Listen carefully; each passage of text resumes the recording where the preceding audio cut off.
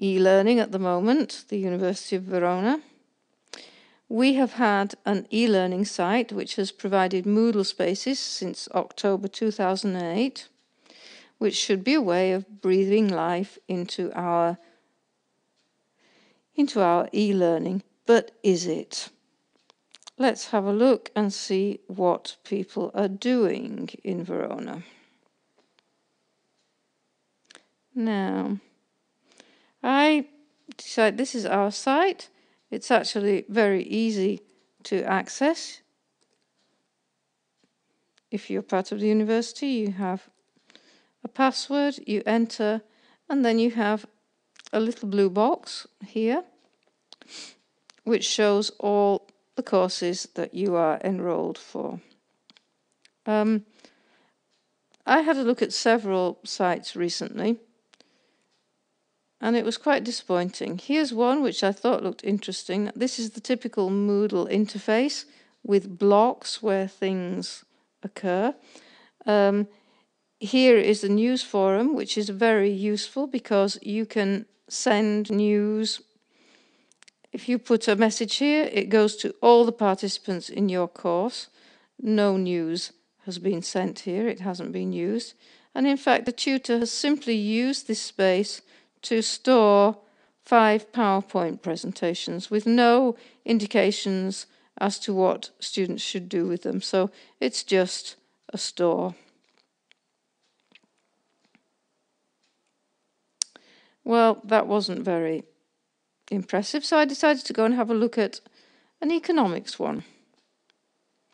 And here we have it. Again, it's being used as a store, but it's also being used as a notice board. Notice of an exam, notice of an extra lesson for those who are keen. Nothing again on the news forum. So this is fairly typical of the way the Moodle space is being used in my university, which I find to be a real misuse of this space, which offers so many opportunities. So I'd like to just look at those 4 points from Miranda Hamilton's wish list and show you a couple of ways in which I think we're getting towards those. This is an advanced course. It's a C2 course. And the first thing that I think is very important is to provide instructions. When students are new in the university physically, they find it very difficult sometimes to find out where to go to. They get lost, they don't find the classrooms. The same thing happens on the Moodle space. People don't automatically know how to use it or what to do. So it's very important to tell them to take some time to look at the space. And to tell them don't try to do all the work at once. Otherwise, they'll go on and they try to download everything because that's what they've got used to doing. Follow the instructions, choose 2 or 3 specific times a week when you can access the course and work. Then give them specific tasks. Update your profile, put up a picture. If you can see the person you're talking to in a forum, it makes a difference. Okay. So, blurring the boundaries. We're already blurring the boundaries here because this is a picture of me and my cat Haggis. So I'm bringing my home into the classroom and they're accessing this from the classroom, and they do. They access it very often at all times of day and night. When it comes to course management, I can see what they're doing by clicking here. You can't see it, but off to the left is a button that says participants, and I can see all the people who are on the course and what they're doing. Lisa was on an hour ago. Let's see what Lisa was doing. Oh, she's only just joined it, so she read through what's in the C2 course and signposting presentations. These are notes from the lesson. When I first started using it, I was quite disappointed sometimes if I saw students didn't do what I thought they should be doing. And then I realized that if I want them to be autonomous, then it's great that they have the choice to do what they want to do. Yeah, she's chosen what she wants to look at, and she spent quite a lot of time looking at it. Okay, so this is a way in which I can manage the content very easily. Blurring the boundaries and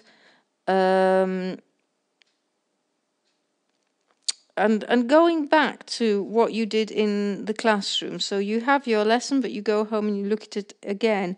This signposting presentations this is a course that they need to give presentations, they need to write in academic English, and these are things that they find difficult. So I do put up the notes from the lesson, and if we just open this, you can see the sort of thing. Okay, these are the notes that were on a Word document during the lesson, talking about signposting talks, and I asked them to add 3 things to each category. Again, the instructions on the document are important too. It says, can you think of other examples to put in each category? This is so that people who miss the lesson can access it as well, or people who can't come to the course can at least do some of the work. So the boundaries between home and the classroom are being reduced here. This strange little icon here is a wiki, and this is an example to me of how people are bringing their own content.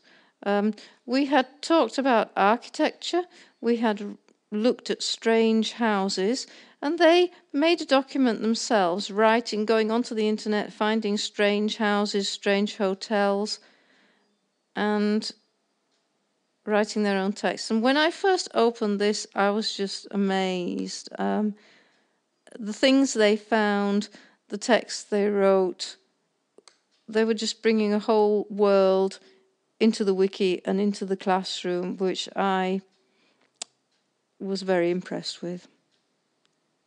So that's the wiki. Social networking, Facebook online. In fact, one of the things we talked about was social networking, and here we can see how people talk to each other. They didn't actually get the idea of this, which shows that you do need to spend a lot of time showing people how to use the space. They could have written different discussions, but what they did was they all answered this one, so it became one. A lot of interaction going on here. I'm not going to stop and let you read all of it, but you can see that they are interacting, and Alessandra, who began this, actually came up to me and said, it's incredible. I wouldn't have thought that people would have talked to me in English like this through the forum. So that was a very successful initiative too. Okay, so if we go back a minute to our presentation, we can see that blurring the boundaries, we've seen making the technology invisible. Well, it's not quite invisible yet because they're still learning how to use it, but they're definitely networking, and managing the course easily is something that we've seen. You can see what the participants are doing. They can also book exams and things like that, little things that just make it easier. Now,